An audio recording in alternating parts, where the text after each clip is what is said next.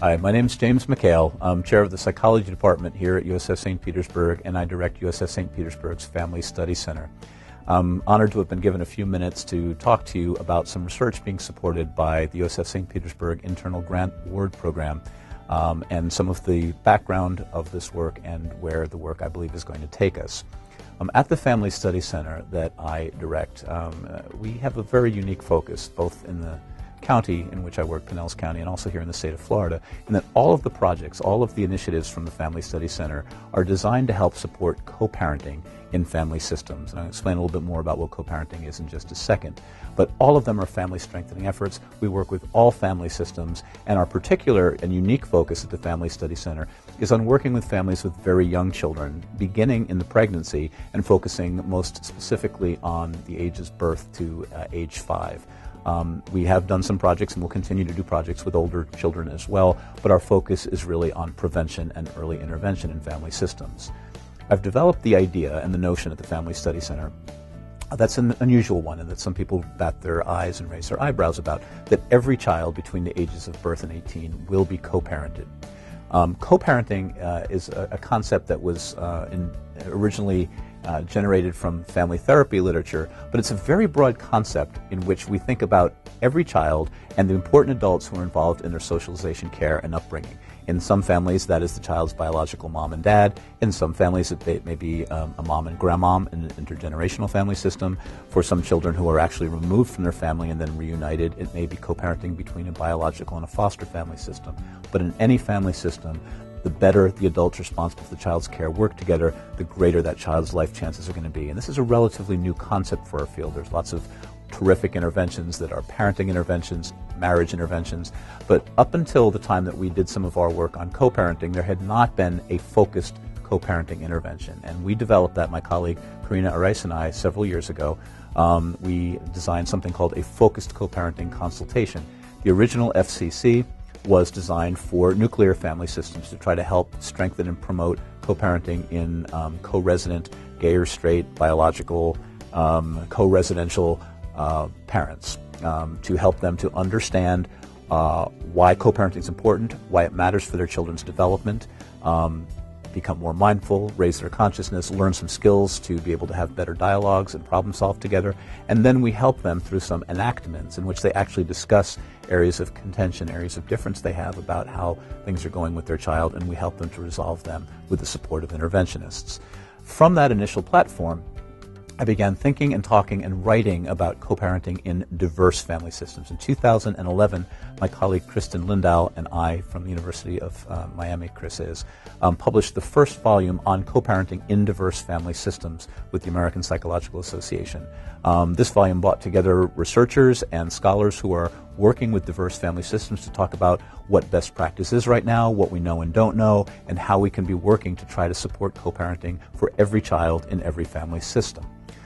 One of the spin-offs of that work that we've been focused on at the USF St. Petersburg Family Study Center has been on co-parenting in fragile families. In fall 2012, we published with the journal Family Process a special edition on co-parenting in fragile family systems, families who are expecting a first child but where mom and dad are not married and in many cases not even in a romantic relationship. Is it possible to work with such family systems to create a strong and enduring family system for that child, regardless of whether the mom and dad ever get married or ever even become co-resident?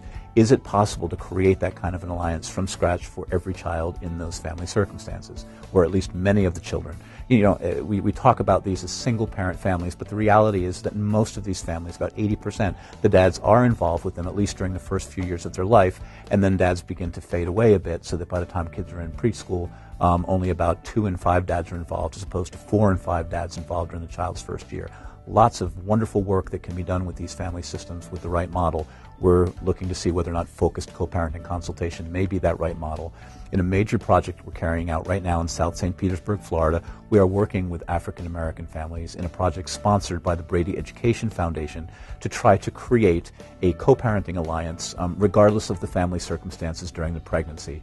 Our colleagues throughout St. Petersburg have been sending us families. They've been coming in to work with us during the pregnancy, and we've been following them after the child's born. So this is one of the first instantiations of focused co-parenting consultation with non-nuclear family systems.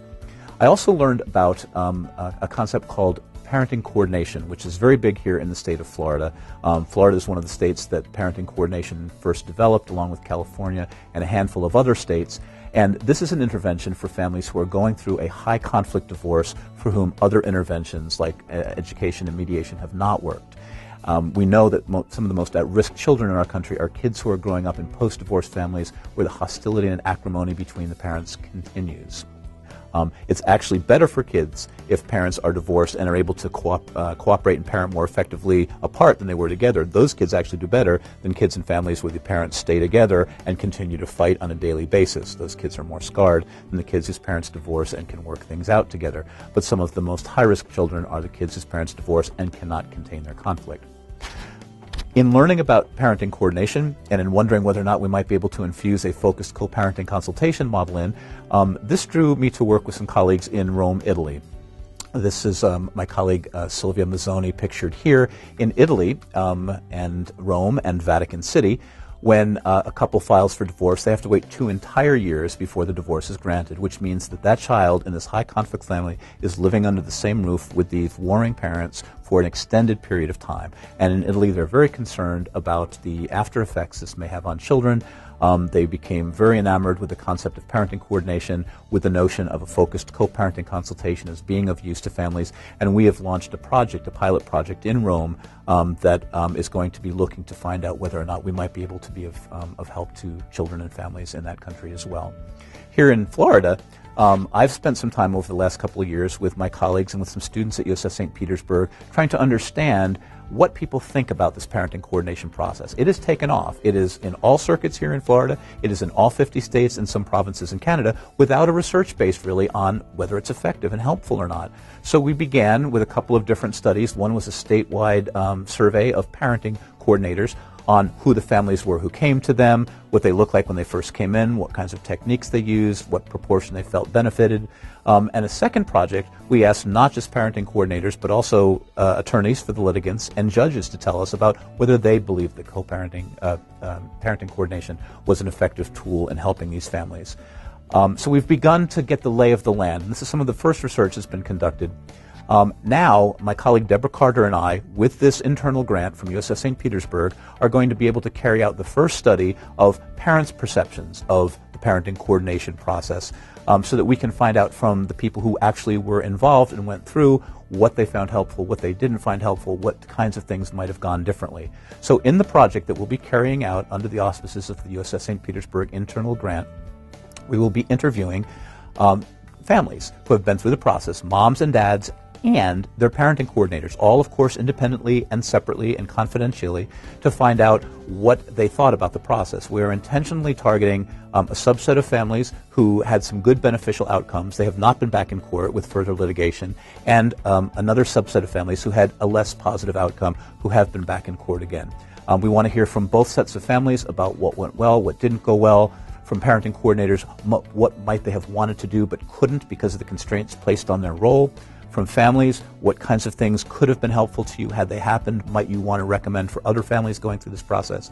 And from that information, we hope to be able to build a focused co-parenting consultation as an adjunct to parenting coordination for post-divorcing couples. And I need to tell you that this project is not just here for us here in Pinellas County or the state of Florida. In May of this year, we will be presenting some of the preliminary results from this project at the 50th anniversary conference of the Association for Family and Conciliation Courts. And my colleague Silvia Mazzoni will be joining Deborah and I for a pre-institute that we'll be giving at that conference on parenting coordination. And we will roll out some of the early findings from this project. We won't, of course, be done by May, but we'll have a much better sense by that point about what families are thinking and saying about the process. And we see that as being the first step in another major initiative where we're going to be doing this on a grander scale. And we could not do this without the help of the internal award from USS St. Petersburg. I want to thank our interim chancellor, Bill Hogarth, for reinvigorating that program and for his vision in understanding what role an institution like USS St. Petersburg plays, not just in strengthening the scholarly knowledge base of different fields, but also in creating and generating new knowledge that benefits a county, a state, a nation, and a society. And thanks as well to our Vice Chancellor for Academic Affairs, Noreen Noonan, for who a great many years has understood the research mission at USF St. Petersburg, who has been very supportive of the research initiatives and efforts of my colleagues in the department, in the college, and throughout the university. I'm very honored to be at an institution with such a great research profile, with such great colleagues who are carrying out very important work, and I'm delighted that this project will be among the projects that we'll be learning more about in the coming years. Thank you.